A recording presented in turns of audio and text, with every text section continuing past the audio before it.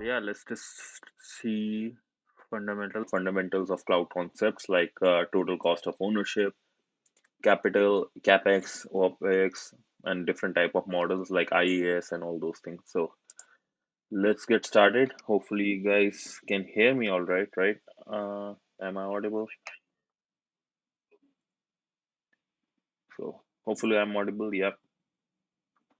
And let's get started. To understand the impact that cloud can have on a business, it's important to first recognize some of the fundamental cloud concepts. By the end of this section, you'll be able to describe the benefits of moving to cloud infrastructure through customer business use cases, explain how moving Please to the cloud shifts an um, organization, let me know if you are able to hear this, or do you want me to increase the volume of the video? Um, I would be happy to do it. I was able to to figure out why the issue was happening. So let's get started. And yeah, okay, we should be good. understand the impact that cloud can have on a business. It's important to first recognize some of the fundamental cloud concepts. By the end of this section, you'll be able to describe the benefits of moving to cloud infrastructure through customer business use cases, explain how moving to the cloud shifts an organization's spending from capital expenditure to operating expenditure, and how that affects their total cost of ownership, identify when private, hybrid, or multi-cloud infrastructures best apply to different business use cases, define basic network infrastructure terminology, and explain how Google Cloud supports digital transformation with global infrastructure and data centers connected by a fast, reliable network. Cloud adoption centers. So yeah, basically 5 topics: moving to cloud, operation. Important thing to note: total cost of ownership. That's an important topic because you'll see that this in all the certificates, whether if you are taking AWS, Azure, or Google, they all have this thing. These common topics: benefits of moving to cloud, OPEX, capital expenditure, total cost of ownership, hybrid, public, and all these ones. These are like very, very basic. This is like one of the most basic sections of every cloud certificate. Connected by a fast, reliable network. Cloud adoption has made a positive impact on some of the world's leading companies across various industries. Let's start with an example of how the cloud provided flexibility and improved performance for the Canadian food and pharmacy leader, Loblaw. Loblaw is Canada's largest retailer, with nearly 2,500 corporate, franchised, and associate-owned locations and nearly 200,000 full and part-time employees. The vice president of technology at Loblaw explained, "We want our tech talent focused on creating better experiences for our customers, not maintaining infrastructure." Loblaw took a lift and shift approach to accelerate the initial migration to Google Cloud. This means they focused on moving their existing virtual machines on premises to compute engine instances in the cloud without needing to redesign them. However, they designed the cloud architecture to be easily converted to using Google Kubernetes Engine for automated deployment and scaling later. This shows how an open cloud can grow with an organization's needs. With a If you don't know what Kubernetes is, it's basically like virtual machines, right? Virtual machines. A lot of people now use Docker, even better version of virtual machines, so you don't have to download operating system or any single one of them. Or containers, basically. There will be a lot of containers. But now, if let's say our traffic increases, we need more containers, we need more machines, right? So at the bottom of these containers, right, just like imagine, um, let's say there is a truck with a lot of boxes, right? A lot of cartons, or like, yeah, basically boxes which are like containing different things they want to shift. But now the load is increasing on the truck. So we are able to add another extension or another trolley to the truck.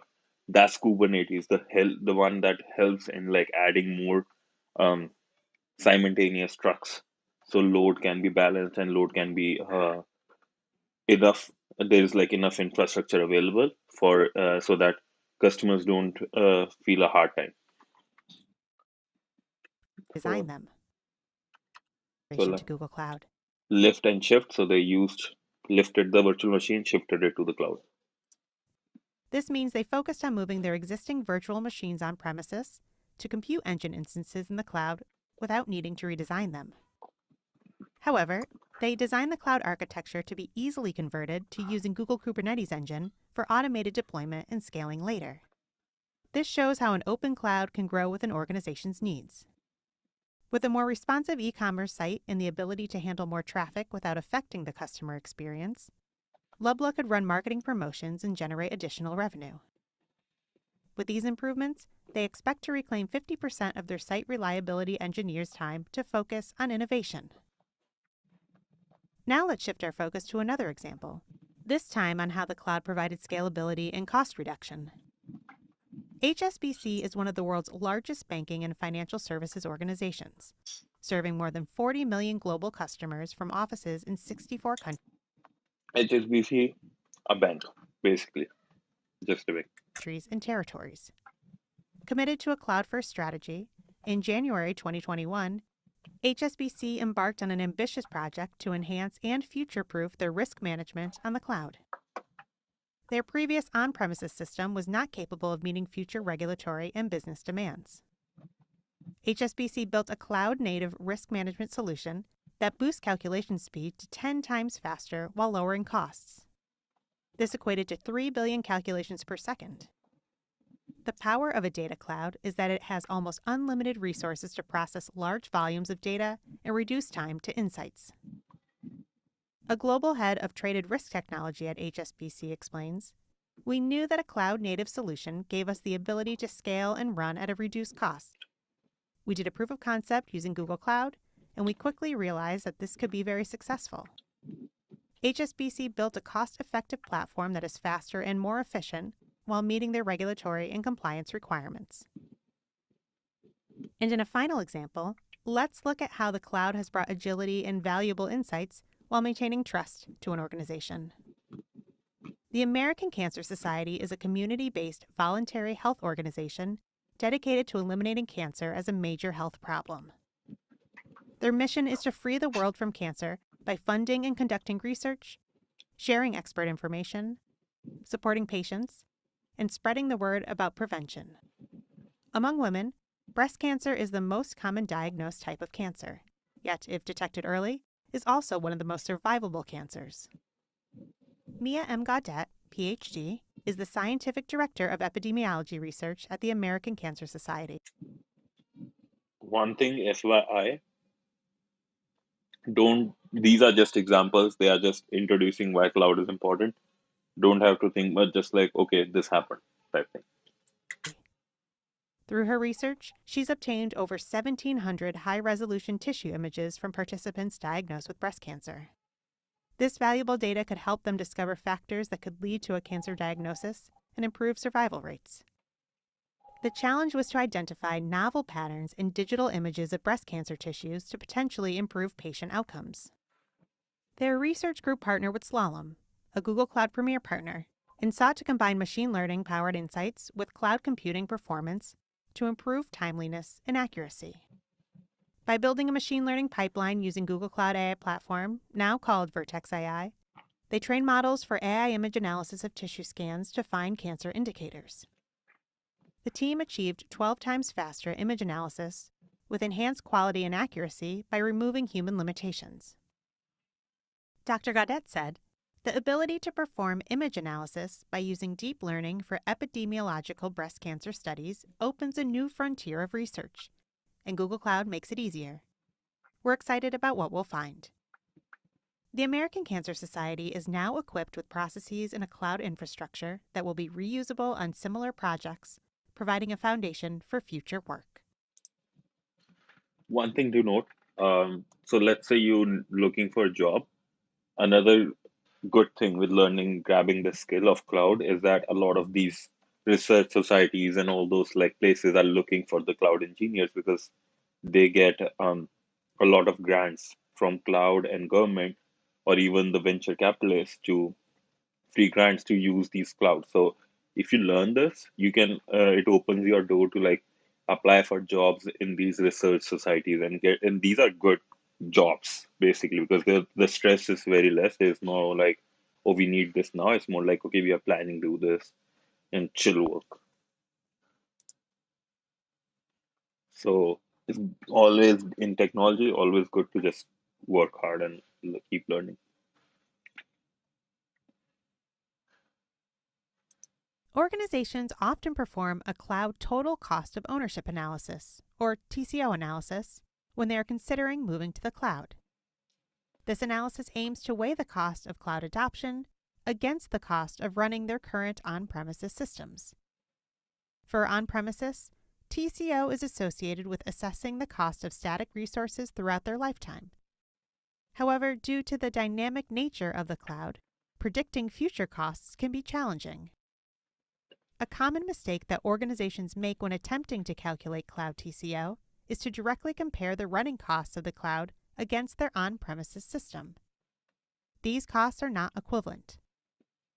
The cost of on-premises infrastructure is dominated by the initial purchase of hardware and software, but cloud computing costs are based on monthly subscriptions or pay per use.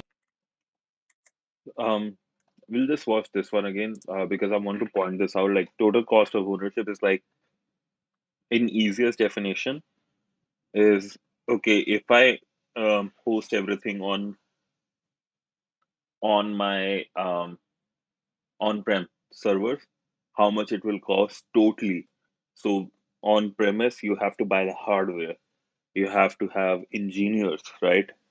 AC, real estate, networking, all those costs together create the cost of on-prem. On cloud, it's basically okay per month how much I'm paying, which is on demand, right? I can spin up, for instance, any minute and take it down any other minute. So how much it costs? That's those are the things to keep in mind when calculating the cost. Important thing is that with cloud, it might be how to say it. It's cheaper in the starting, lot more compared to when you're starting a startup instead of like having your own on-prem servers, having to buy your own servers and all those stuff. It's better to have cloud, especially in the starting and with time, depending on how things go. Then total cost of ownership makes more sense. But in the starting, it 100% all the time, it's better to you go for cloud. Cost of ownership analysis, or TCO analysis, when they are considering moving to the cloud. This analysis aims to weigh the cost of cloud adoption against the cost of running their current on-premises systems. For on-premises, TCO is associated with premises Yeah,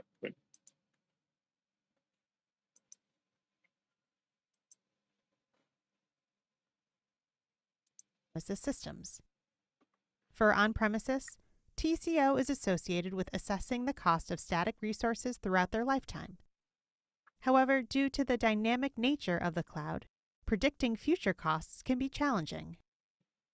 A common mistake that organizations make when attempting to calculate cloud TCO is to directly compare the running costs of the cloud against their on-premises system. These costs are not equivalent.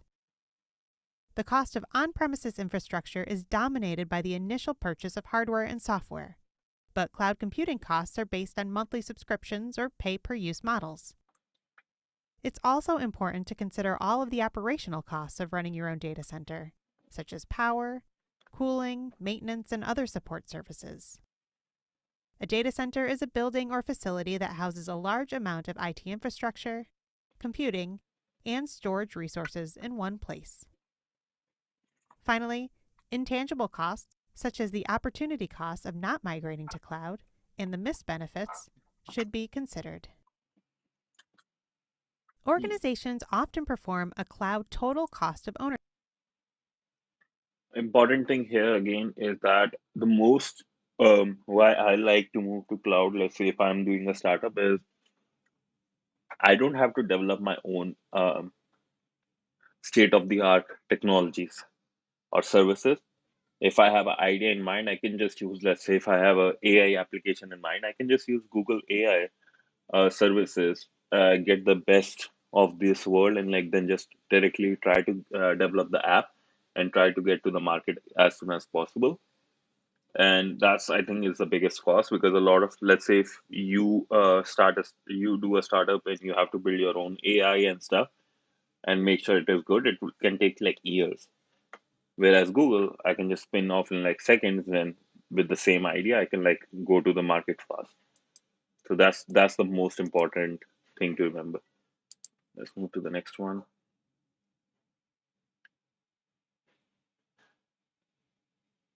One area where cloud differs from traditional IT is how one area Is that clear so far? Like you guys are able to understand? Is there anything else you want me to explain, or anything I left by chance? Okay. I guess not, but feel free to ask anytime. One area where cloud differs from traditional IT is how managing costs change when you move to the cloud. With organizations moving from on premises infrastructure to on demand cloud services, there's a major shift in spending from capital expenditures to operating expenses. But what's the difference between these two?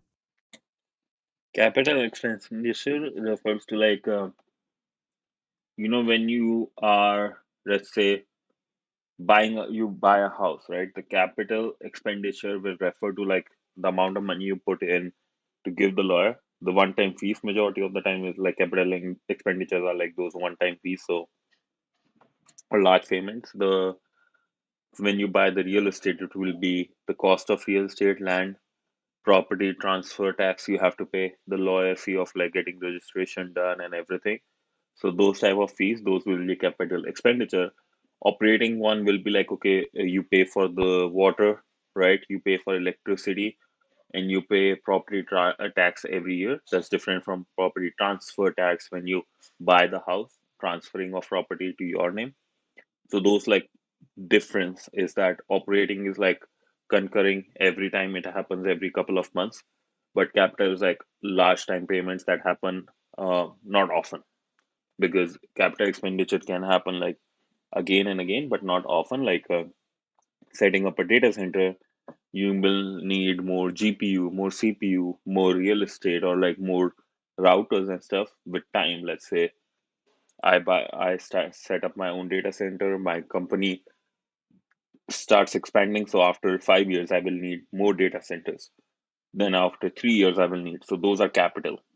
Those are like one big time payments, and operation will be again those uh, electricity, cooling, stuff like that. Or maintenance here in case of cloud, it will be salary of engineers will also come in operating expenses. Capital expenditures, or CapEx, are upfront business expenses put toward fixed assets. Organizations buy these items once, and they benefit their business for many years. For example, in IT, these expenditures might mean buying hardware like servers, printers, or cooling systems. Maintaining these assets is also considered CapEx because it extends their lifetime and usefulness. Small businesses can find CapEx spending challenging because large one-time purchases are often high cost. The more money you put towards CapEx means less free cash flow for the rest of the business. And then there are operating expenses, or OPEX, which are recurring costs for a more immediate benefit. This represents the day-to-day expenses to run a business. In IT, these expenses might be yearly services like website hosting or domain registrations, or the subscription fee for cloud services. OPEX covers the spending on pay-as-you-go items, but are not considered major long-term investments like CapEx items. Understanding the difference between CapEx and OPEX is helpful in recognizing how costs differ between on-premises and the public cloud. In the on-premises CapEx model, cost management and budgeting are a one-time operational process completed annually. So in maintenance, they said like maintenance also comes in capex. Depends on the maintenance they are referring to, not the engineer salary, but like let's say if I want to have warranty, or like payment with, so that somebody else can keep on checking in. So like one-time payments. That's considered maintenance. Cost management and budgeting are a one time operational process completed annually. Data centers require a huge capex investment upfront as organizations purchase space, equipment, and software, and hire a workforce to run and maintain everything. Forecasting is based on a metric, such as historic growth, to determine the needs of the next month, quarter, year, or even multiple years. Moving to cloud's on-demand OpEx model enables organizations to pay only for what they use and only when they use it. Budgeting is no longer a one-time operational process completed annually. Instead, spending must be monitored and controlled on an ongoing basis due to the dynamic nature of cloud use within organizations. How infrastructure is procured is radically changed too. In a more decentralized cloud world, any employee can create resources in seconds on infrastructure owned and managed by a cloud provider. Organizations save on power, cooling, and floor space. They save on management because they don't have to install, operate, upgrade, and troubleshoot it themselves. This video. And they're not depreciating the equipment. The cloud provider is. Cloud gives organizations the ability to start small and grow organically, instead of having to guess at what is needed next week, next month, and next year. Costs match actual usage and are now operational expenses.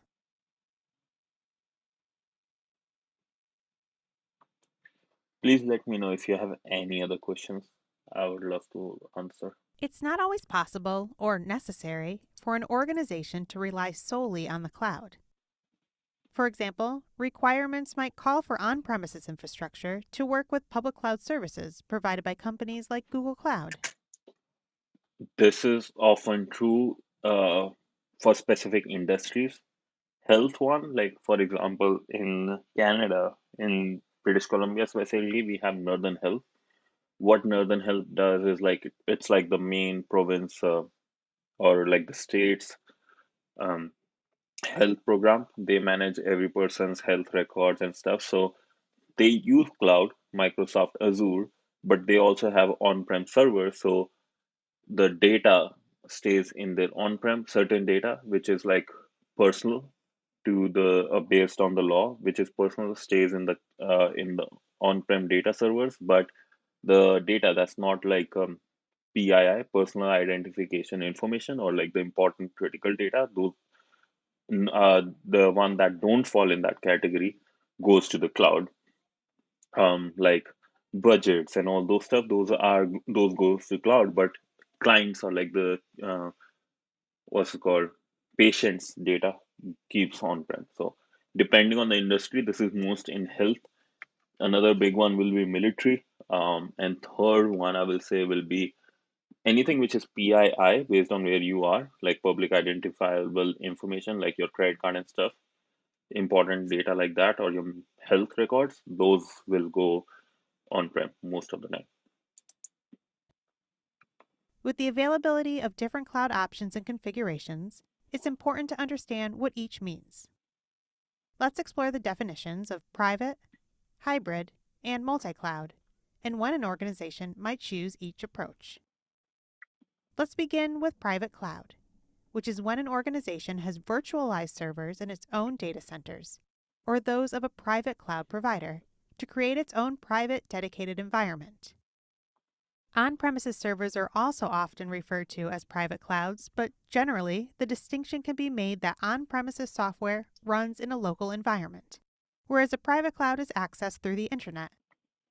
Private cloud computing gives an organization many of the benefits of a public cloud, including self-service, scalability, and elasticity, with more customization available than from dedicated on-premises infrastructure.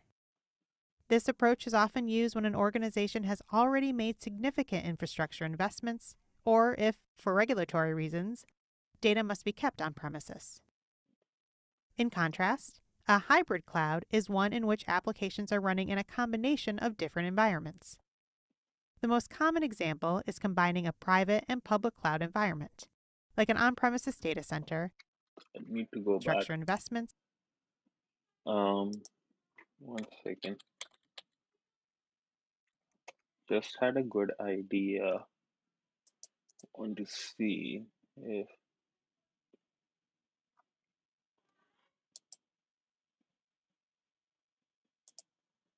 um,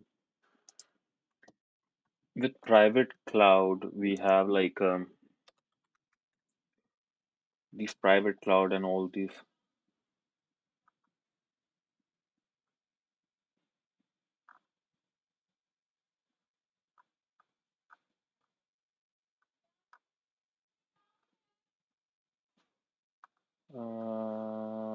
boom, boom, boom, boom, boom.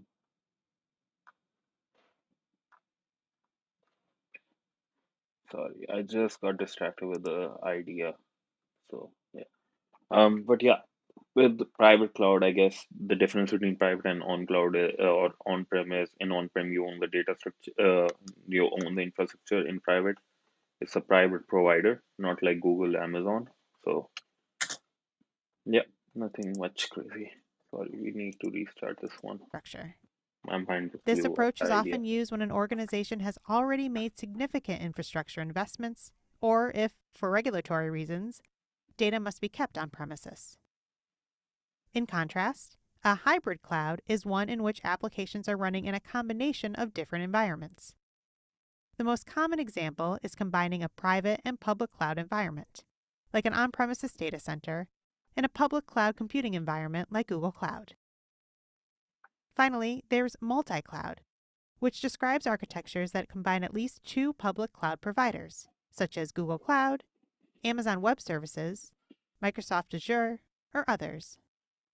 An organization might choose multi-cloud if they want to take advantage of the key strengths of different public cloud providers. Organizations might also operate a combination of on-premises and multiple public cloud environments, effectively being both hybrid and multi-cloud simultaneously.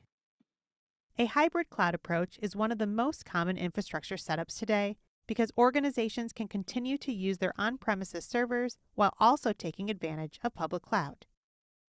According to Gartner, 81% of organizations are working with two or more public cloud providers.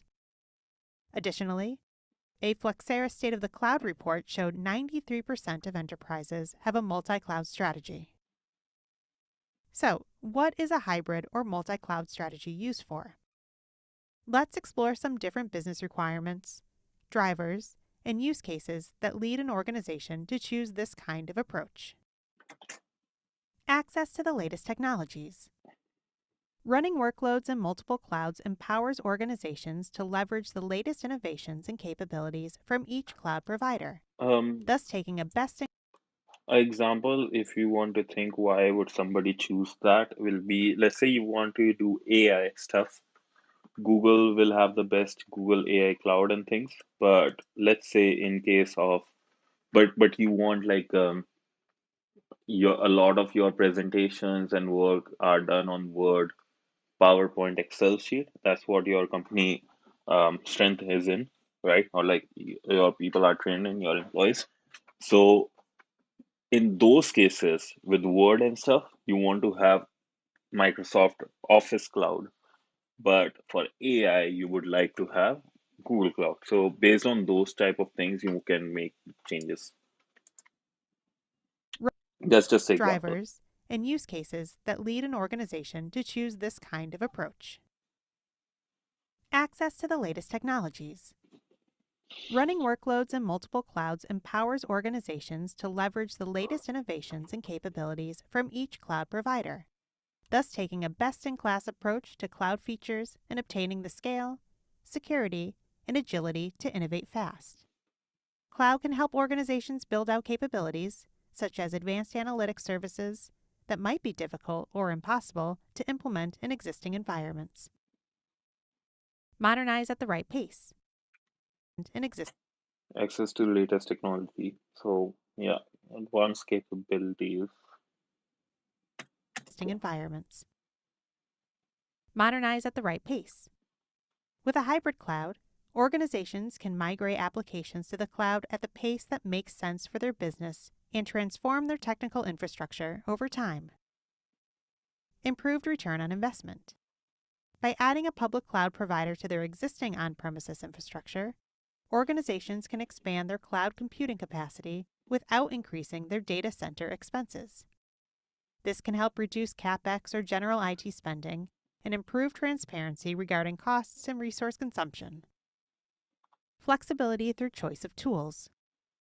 Hybrid and multi-cloud strategies have advantages for organizations as a whole, but specifically benefit development teams that are working on different projects and tackling unique challenges across different lines of business. A wider choice of tools and developer talent can be applied to a particular business problem, which means responding better to changing market demands. It also avoids vendor lock-in concerns. Improve reliability and resiliency. Organizations can distribute core workloads across multiple cloud and on-premises infrastructures to reduce downtime and concerns about overdependence on a single source of failure.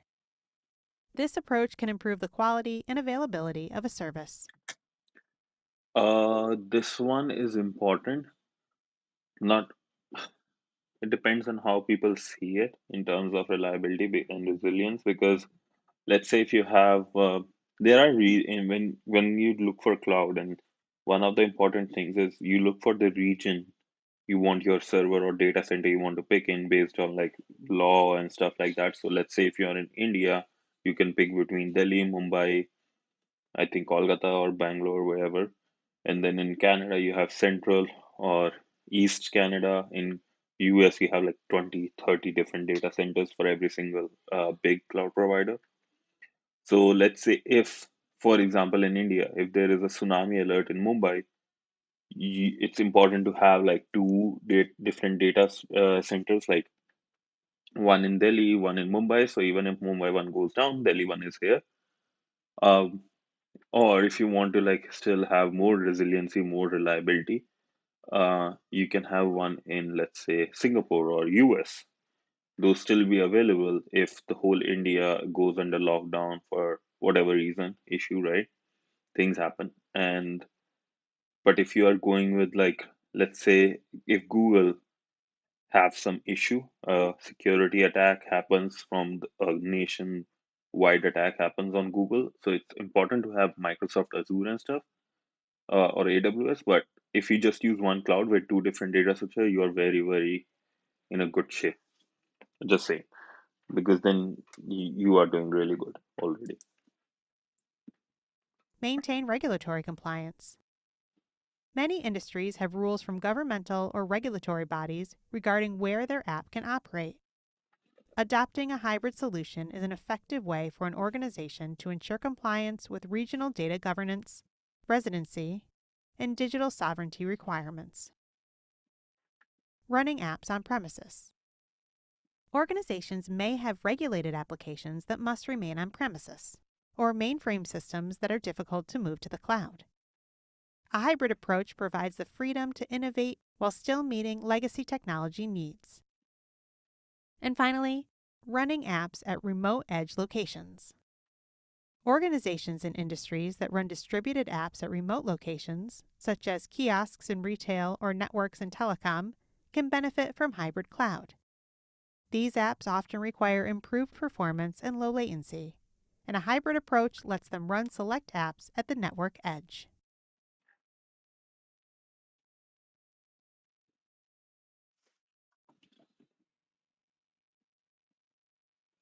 Digital transformation has increased the importance. So,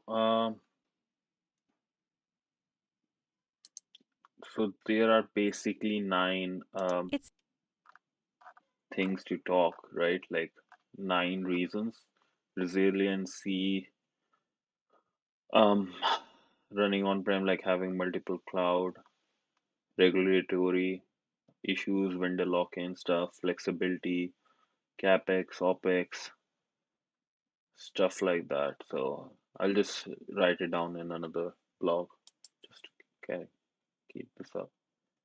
Digital transformation has increased the importance of the network.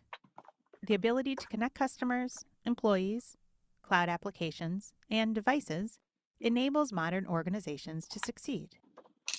With every innovation, the underlying apps and services rely on the network to communicate and connect.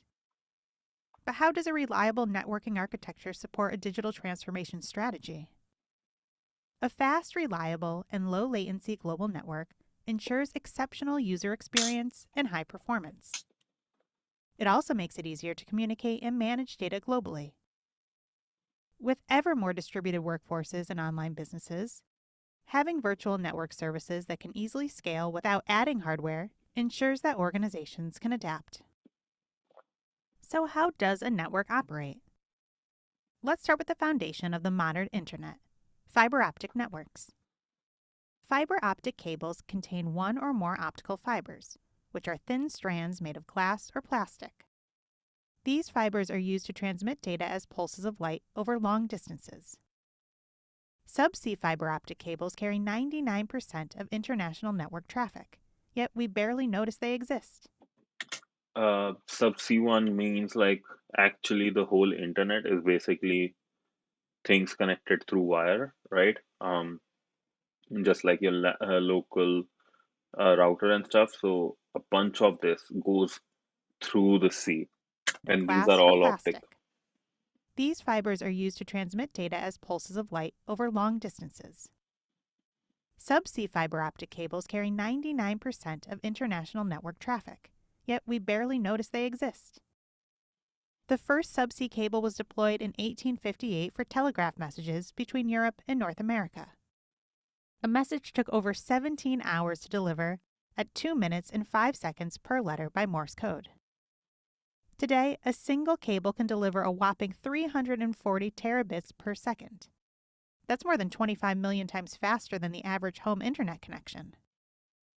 Every shared video, sent email, and downloaded app depends on data traffic that moves through international network infrastructure. But how is this content available to people within milliseconds? A rich ecosystem of companies and local providers build a global infrastructure that provides businesses and people around the world with the best possible internet experience. These include companies like Internet Service Providers, or ISPs. ISPs provide access to the internet to both personal and business customers, handling the traffic between the customer and the internet as a whole. Some examples of ISPs include Verizon, Vodafone, and SoftBank. ISV, internet service provider, these are like the big players, the biggest players in internet history, in internet world. They make the most money. They make the most money, and that's what Elon Musk was trying to disrupt using Starlink, is to like become internet service provider itself, but through satellites, no undersea or subsea cables.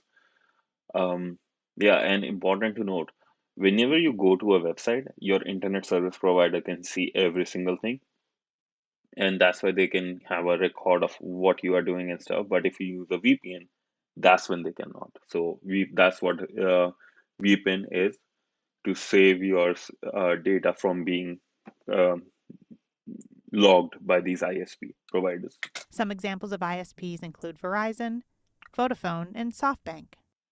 Geo is one The of them, I infrastructure that believe. makes Google's global reach possible is our network of fiber optic cables that run on both land and sea. This network connects our data centers and points of presence like highways connect major cities. Google owns and operates data centers all over the world. In these Google data centers, products like Search, Gmail, YouTube, and Google Cloud are run for people and organizations around the world 24 hours a day, 7 days a week. Within this vast global network, how do all the different parts recognize and communicate with each other? There are protocols that make it work. Let's start with an IP address. The IP stands for Internet Protocol, and this address is a series of numbers that can identify a network or the location of a particular device on a network. IP address, if you don't know, that's like, if you have a house, there's an address like the postal code. IP address is the your address on internet, your device address on the internet. A domain name is an easy-to-remember name that maps directly to an IP address or set of IP addresses on the internet. It's the unique name that appears after the @ sign in email addresses and after www. In web addresses. For instance, the domain name example.com might translate to the IP address 192.168.200.8. Other examples of domain names are google.com and youtube.com. And then there's a domain name system, or a DNS. A DNS 192.1ww. So, just like in your phone, you cannot remember, okay, what is your friend number is, but you use a name associated with it because as humans, we are able to remember name better than numbers. And in your phone directory, name is connected to the phone number. Similarly, there are like your emails and your domain name are connected to a IP address. But because we are good with names, so we remember the domain name, not the IP address. So that's what it's saying basically here, the web address. Maps directly to an IP address, or The domain name maps to an IP address, the email maps to this, and blah, blah, blah. set of IP addresses on the internet. It's the unique name that appears after the Set of IP addresses, let's say your friend has two phone numbers. One is in India, one is US, one is Canada, or like even in India, people when Geo happened, they used to have two phones, one for Airtel, one for Geo. Here, people will be like Shaw and Rogers. So same thing. One person can have multiple phone numbers, one domain can have multiple servers, or one app, like Google will have multiple servers. So whichever you are closest to, google.com will take you to that server. @ and email addresses, and after www. And web addresses. For instance, the domain name example.com might translate to the IP address 192.168.200.8. Other examples of domain names are google.com and youtube.com. And then there's a domain name system, or a DNS. A DNS server stores a database of domain names mapped to IP addresses that can be queried and used by computers to communicate with each other. This system is like the phone book of the web. Every time you visit a website, your computer performs a DNS lookup. Like you in your phone, you go for contacts, you look for the name. Same thing here. A phone book translates a name like Acme Pizza into the correct phone number to call. Similarly, the DNS translates a web address like www.google.com into the IP address of the computer hosting that site. In this case, it's the Google homepage. The whole idea of this one, I guess, is networks, right? Support networking is one of the biggest part of cloud, because if you're going on Google Cloud or you're asking for any service, it will connect you to the server or data center that has that service. So, and it's just basically how it works at the back end. When and in real world, you don't even know you have been doing that. So it's just important general knowledge to have, but not like, oh, you have to remember everything by heart. With time, you will get to know more about this. Now that you've been introduced to some of the fundamentals of networking, let's explore how networks perform and are measured. Two important terms in networking are bandwidth and latency. Let's define them both. Bandwidth is a measure of how much data a network can transfer in a given amount of time. This rate of data transfer is typically measured in terms of megabits per second, or Mbps, or gigabits per second, or Gbps.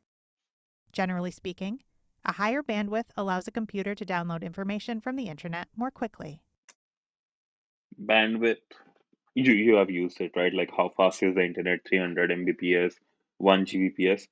The good way to think about this idea of bandwidth is like, let's say you have um, a tap, right? You have a tap and a pipe.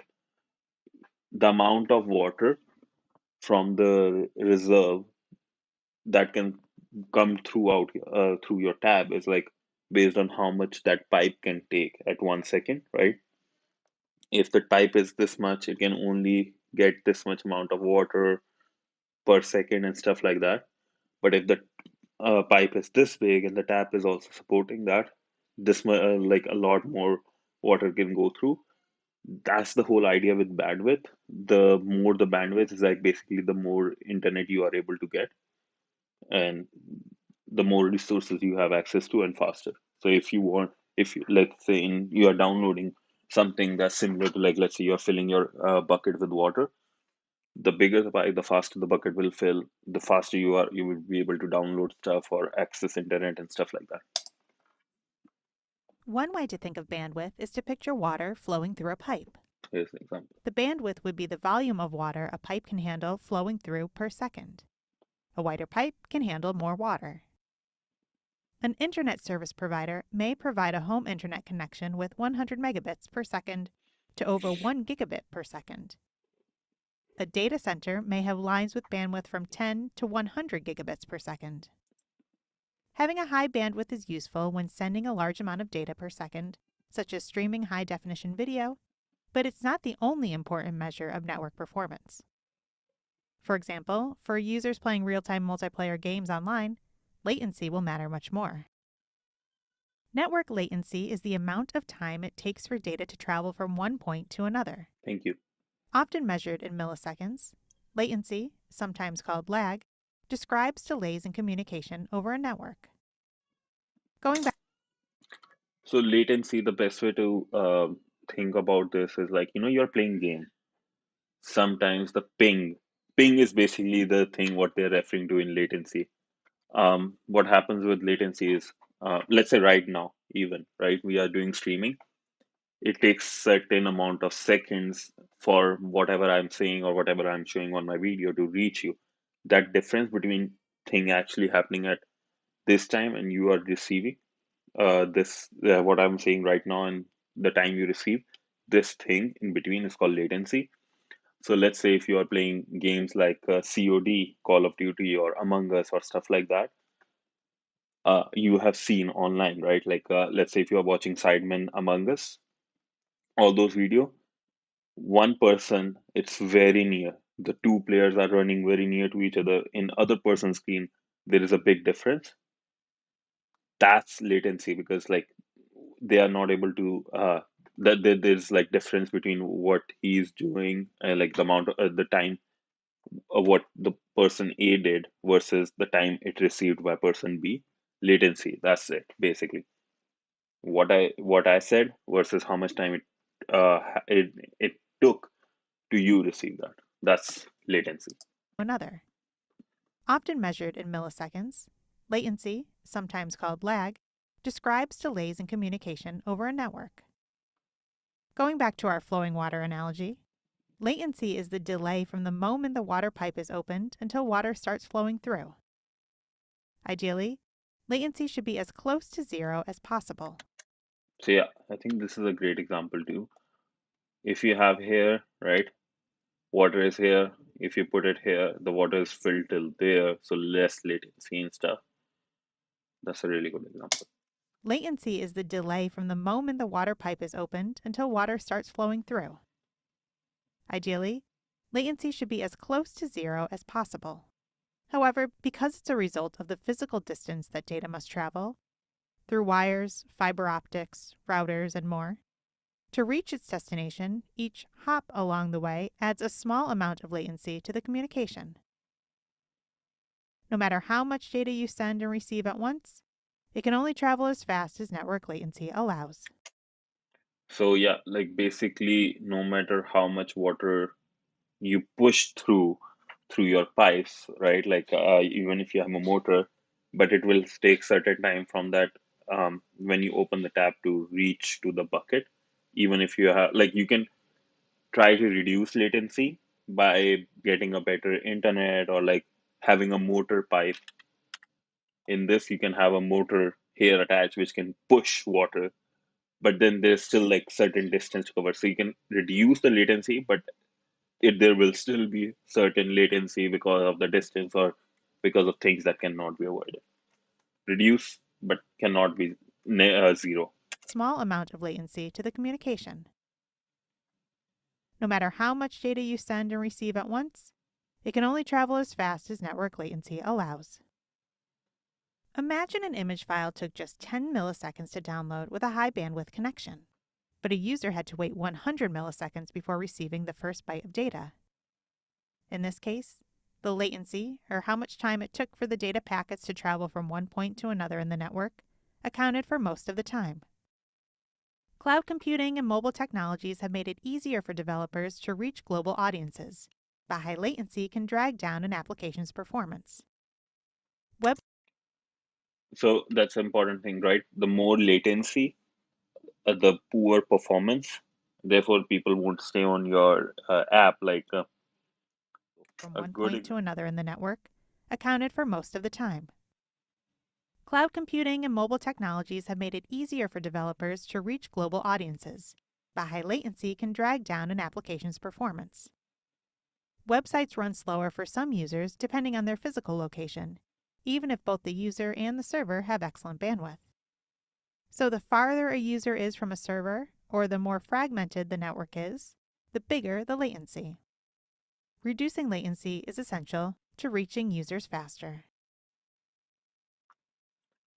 This is super important. That's why a lot of companies will just have the DNS servers and the servers in major cities so they can provide a better experience. Like right now, where I live, Prince George, that's like 8 hours away, drive like 800 kilometers away from Vancouver. So there is still like I have for same price, I will still have more latency compared to somebody in Vancouver. Yeah, just that's the example. This is Google what I has was talking about regions and stuff, right? Where you want to have your own server. This is the topic. Google has invested billions of dollars over the years to build its network, which is one of the largest networks of its kind on Earth. It's designed to give customers the highest possible throughput and lowest possible latencies for their applications. Google Cloud's infrastructure is based in 5 major geographic locations: North America, South America, Europe, Asia, and Australia. Having multiple service locations is important because choosing where to locate applications affects qualities like availability, durability, and latency.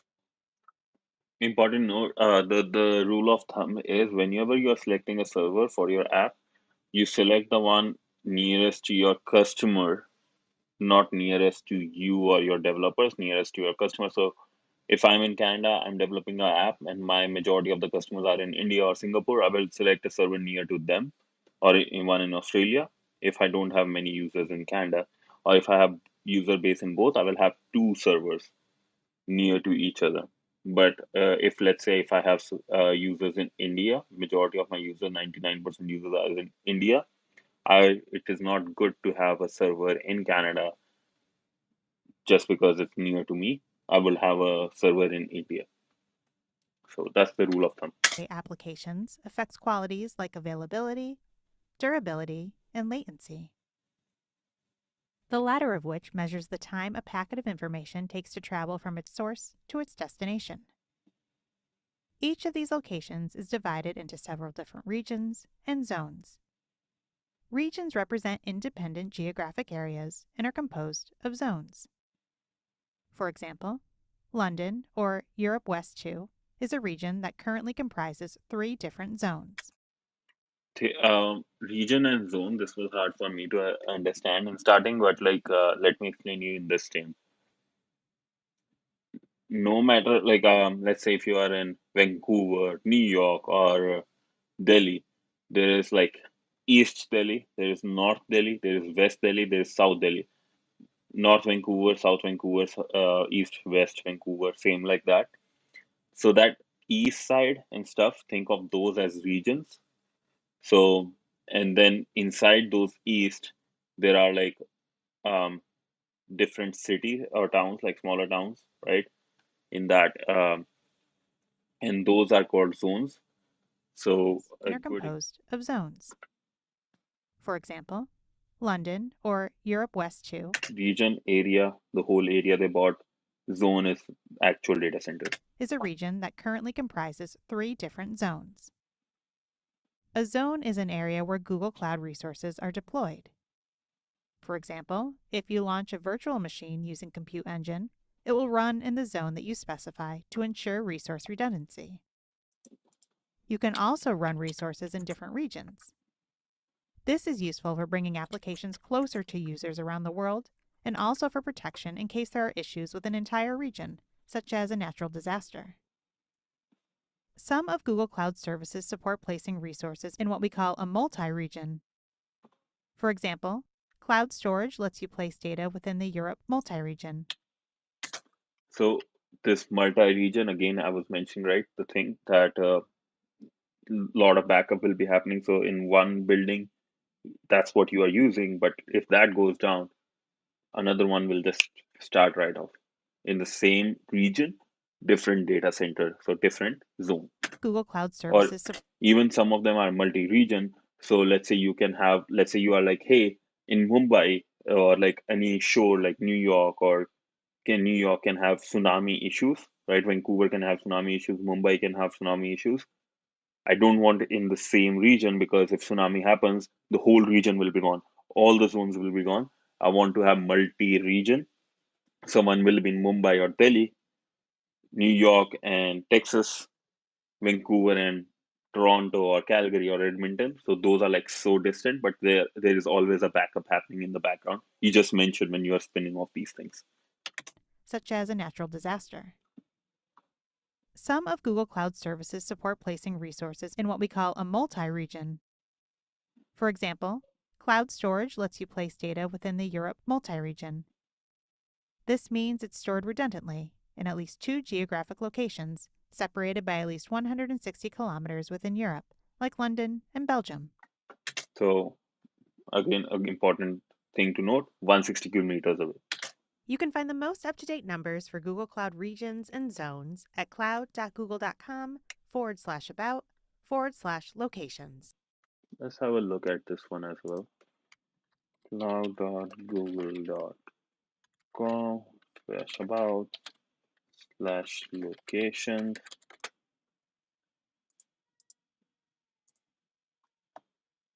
I'll just post it here as well. So number of regions you can have, right? There's networks too, but future regions. So these will be coming. One will be coming South Africa, Mexico, Mexico, however you like to say it. So in India, there is Mumbai and Delhi, right? Europe, you will see a lot in Europe and America. America, basically, they are near a lot of companies. Big companies are in America. But Europe, why Europe is important? Because Europe has its own law, so that all the data has to be inside Europe. So Frankfurt, Zurich, and all those are in Germany, Paris, Belgium, stuff like. So based on law, also you will see a lot of things happening, and these are the services.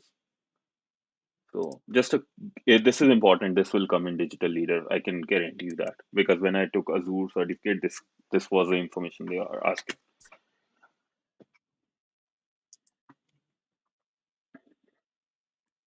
A recommended best practice for organizations is to keep their traffic on Google's private network for most of its journey. Using the same network that powers products like Gmail, Google Search, and YouTube allows organizations to take advantage of the performance that global infrastructure provides. When a user opens a Google app or web page, Google responds to that request from an edge network location that will provide the lowest latency. Understanding Google's edge network and how it maintains caches that store popular content near its users helps organizations choose when to hand off traffic to Google. A network's edge is defined as Um, this caching thing, what that means is that let's say everybody, right? Like when a whole premiere is happening or a new video is being launched by a favorite YouTube channel like Sidemen or let's say like OXG start like me or whoever, like a big one like Taylor Swift, like they start a new video and Google or like this AI, these technologies are smart enough to understand, okay, a lot of people are hitting this. Instead of every time when somebody asks for this data, I have to go to, if I'm in Canada, I have to go to a New York data center, grab that, put it and stream it for the guy in Vancouver or Prince George. I will have one in Vancouver. I will just cache it. I will store it. So anybody in Vancouver, I can just serve fast data, or same thing with India. Instead of India or Europe people connecting to New York, they will create a copy or a cache copy of the same video, music in those regions. So it's faster. to do that. So that's what it's talking about, having cache. Same thing happens with the websites like Facebook. Every single server will have a cached copy of that, so it's fast to do that. that will provide the lowest latency. Understanding Google's Edge network and how it maintains caches that store popular content near its users helps organizations choose when to hand off traffic to Google. A network's edge is defined as a place where a device or an organization's network connects to the internet. It's called the edge because it's the entry point to the network. Google's Edge network is how we connect with ISPs to get traffic to and from users. It's made up of network infrastructure that organizations can hand off traffic to based on users' needs, performance, and cost. Google aims to deliver its services with high performance, high reliability, and low latency for users. We have invested in network infrastructure that's aligned with this. Important note, Google Edge does not necessarily means that that edge computer will be in a data center or a GCP like region or zone. These things are basically servers that help provide Google network or access to Google network or apps faster. So these can be like extra servers here and there in different cities. So like we see,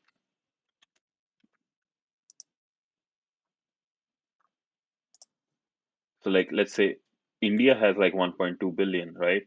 So Google Edge does not necessarily mean that it will be in Mumbai or Delhi. It can be in Kolkata, Chennai, anywhere.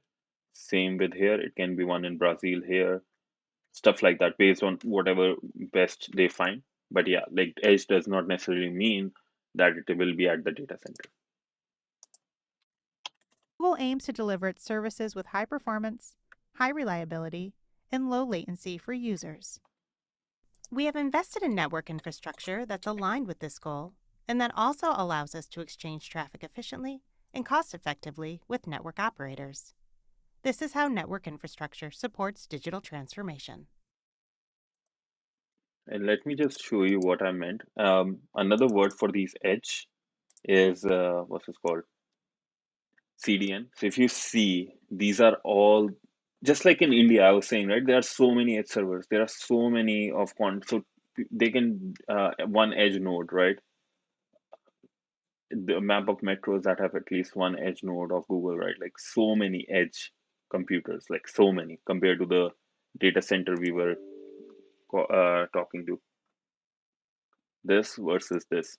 So edge is more of the CDN network, content delivery This network. brings us to the end That of the second section of the Digital Transformation with Google Cloud course. Let's do a quick review of some fundamental cloud concepts. We covered examples of how customers from different industries were able to transform their business through creating new ways of working when moving to the cloud. Calculating the total cost of ownership differs greatly from the static and long-term procurement on-premises world to the more dynamic and on-demand cloud world. Moving to cloud means shifting spending from a capital expenditure to operational expenses model. CapEx, OpEx will come again. Like I just want to stress, I cannot stress that enough because that will come in your digital cloud leader or AZ900 or CPP. That's like a very important topic and total cost of ownership. Enabling organizations to pay only for what they use and only when they use it. We define private, hybrid, and multi-cloud and That's describe the really different important. business drivers that lead an organization to choose these kinds of approaches. And finally, you learn the importance of a fast, reliable, and low latency global network as a foundation to transformation and exceptional user experience. Cool. So time to do the quiz now, I believe. Yeah, somebody's done. Let's do the quiz. Now we just try to remove this thing at the bottom of, yeah, cool. Let's do the quiz and I'll just increase so you guys can see better. A financial services organization has branches in a number of countries and has built an application that needs to run in different configurations based on local regulations of each country. How can cloud infrastructure help achieve this? Important line here is this: local regulations for each country. So Europe, America, Canada, India, stuff like that. Cloud infrastructure can help. So flexibility of infrastructure configuration. No, not configuration. Reliability. No, because we are not talking about total cost of ownership. That's R1 because we can just have in multiple countries without in doing the capital expenditure. Scalability of infrastructure, that so it's like it's not about talking about traffic or number of people, it's just based on location. So total cost of ownership. If you have any, what do you guys think? Like, you agree, or if you think there's a different one, let's hear. I'll give 2 seconds because I know there's latency or there's delay in what I say and happens.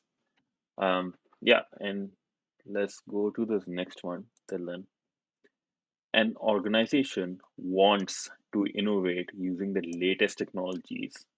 That's an important one, but also has compliance needs that specified data must be stored in specific locations. So, two things. Which cloud approach will be best suited for these needs? This is exactly what I was saying with the Northern Health things, right? Then we need a hybrid approach: data servers with storage capabilities inside BC, technology outside BC or wherever it is in the world. Public cloud won't work because if the servers, yeah, hybrid. This public cloud won't work. Why? Because not necessarily will be inside BC or the region they are talking about, whichever the company they are talking about. On-prem, they cannot have access to the latest technology, right? Multi-cloud, again, not because then if they're not in, they cannot be in same area, right? For them. Now let's talk about next one. Which network performance metric describes the amount of data network can transfer in a given amount of time? I'll give you 2 seconds. Um, Let me know what you think. I'll go from bottom up, right? Latency is the difference in me to what I say versus when it's delivered to you. Bandwidth is the correct answer here. That's why I want to go bottom up. So not latency. DNS is for connecting to domains you or like the named or email through IP address. Fiber optics is another technology. Bandwidth is the right one. That's like we were talking about the tap water, right? Amount of network performance, or basically how much water can be, amount of water can transfer from a given pipe, like that. An organization wants to ensure they have redundancy on the resources. Redundancy, basically, that if a backup, think of it as backup, that so if something happens in one area, backup can be used. So redundancy, two copies of same thing. Wants to ensure they have redundancy of their resources so their application remains available even in event of a disaster. How can they ensure? Putting resources in DNS. DNS is not, it's not a cloud. DNS, the whole job of DNS is to connect your domain with your server, or the domain you want to access with the company's IP address server. By assigning a different IP address, no, that won't work. Putting resources in different zone, using edge network to cache the whole application image in the backup.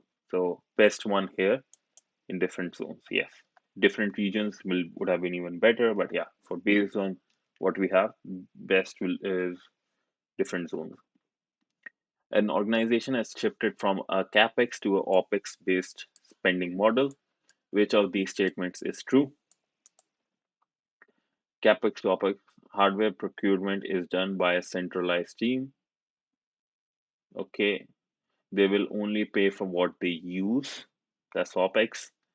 They will only pay for what they forecast. You know, budgeting will only happen annual. In case of OPEX, it is like ongoing all the time, right? So our answer will be this. Hopefully that's clear, right? And let's just do the summit. Okay, one of our thing is wrong. So first one is wrong. We passed, but a financial service organization. Okay, let's retake this one. putting in different zones. Financial service, this is our one. Financial service organization has banks branches in a number of countries and has built an application that needs to run in different configurations. Oh, run in different configuration based on local regulations. I see. So that I misread this. So different configurations, you can see it will be flexible of infrastructure configuration probably. How can cloud infrastructure help? Yeah, so that should be the one. I misread this. So scalability again, no. Reliability is not. We are talking about configuration. What they use, bandwidth, and this will be hybrid. So let's submit 100% right. So flexibility with configuration. That was my bad. I jumped the gun on that one. Okay.